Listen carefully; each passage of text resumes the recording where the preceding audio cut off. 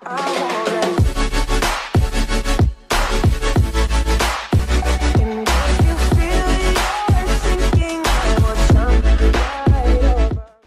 guys, and welcome to a brand new type of series on the channel. What's going on?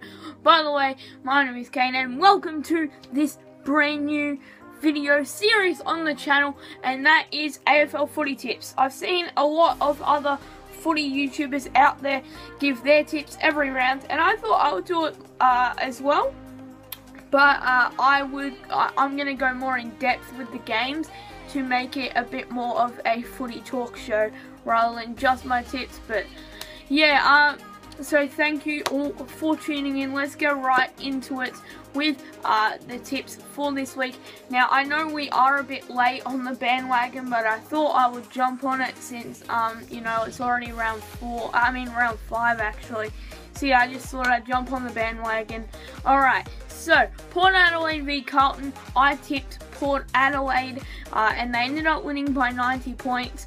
I tipped them by 32. I don't know, I just thought the young Carlton team would put up a bit more of a fight, but I probably should have known that Port Adelaide would go out there and absolutely smash them at home as well. So that was last night. I'm doing this video before any of the games are played today.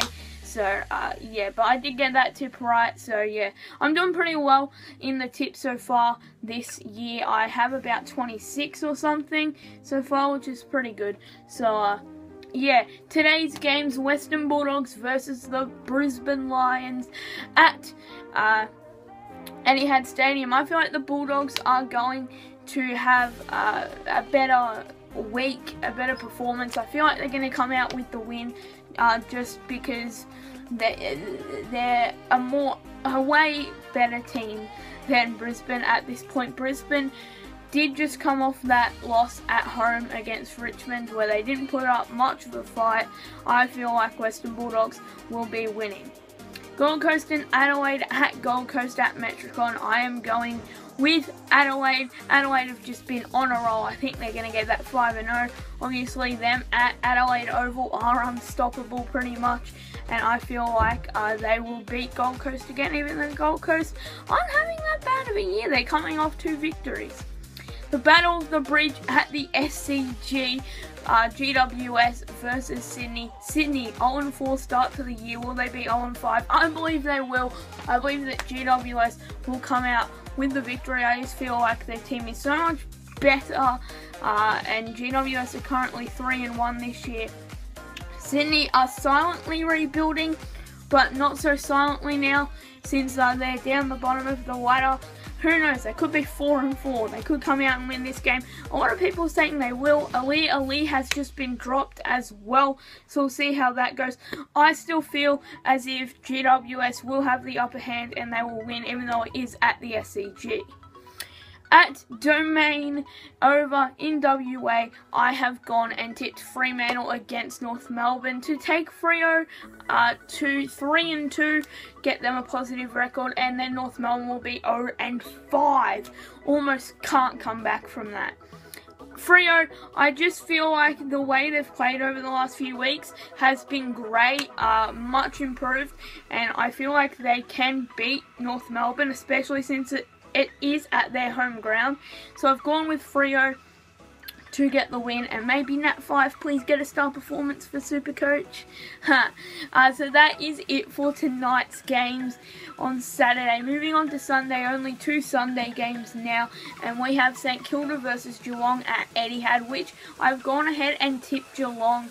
I don't know, I just feel like Geelong will go 5-0.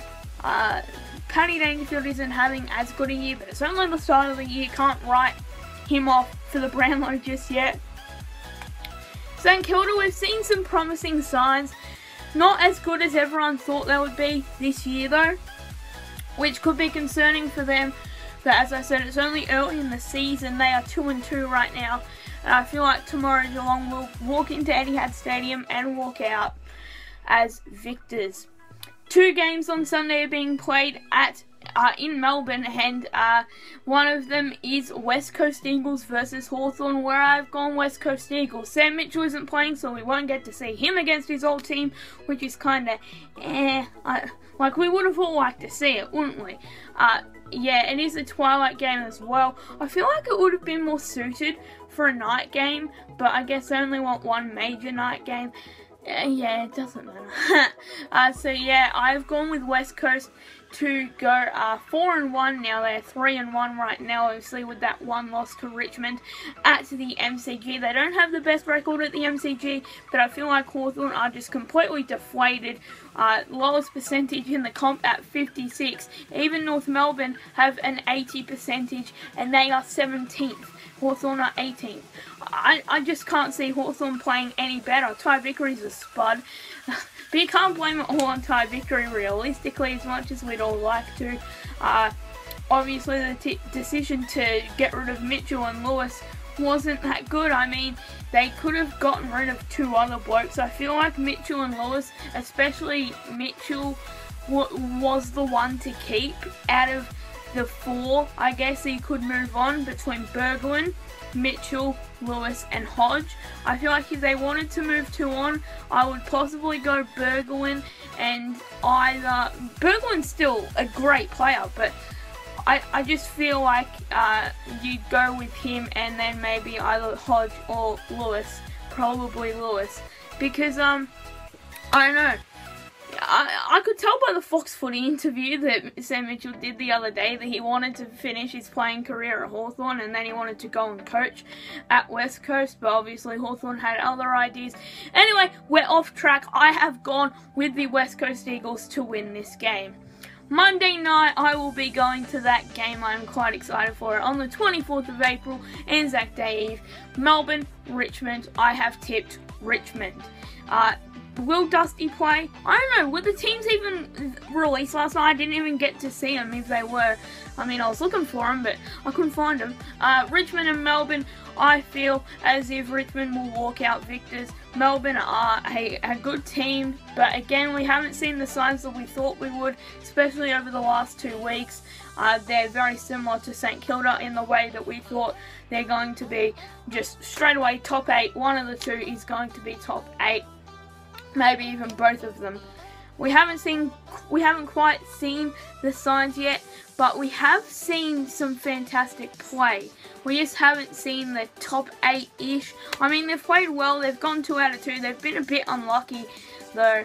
So, yeah, I believe that Richmond will walk away victors. It might be a little bit of bias, but yeah. And then Anzac Day, Collingwood versus Essendon. We all get the day off to watch it. I believe that Collingwood will beat Essendon. I just feel like Collingwood have the players to do it. I feel like Essendon have been completely deflated over the last 2 weeks.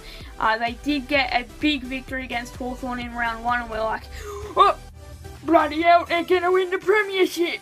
But really, we have seen the real-ish Essendon over the last 2 weeks. Obviously, Jobe Watson hasn't been in the best form of his career. I just feel like Collingwood have players such as Taylor Adams, Adam Treloar.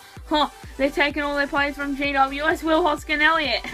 And they also have Scott Pendlebury, obviously, for Solo. If he can get going, he can get going. He either has a shit match or a 5-goal match, Alex Fasolo, and they'll be looking for him to have a 5-goal match on the weekend. I definitely feel as if Collingwood will walk away victors.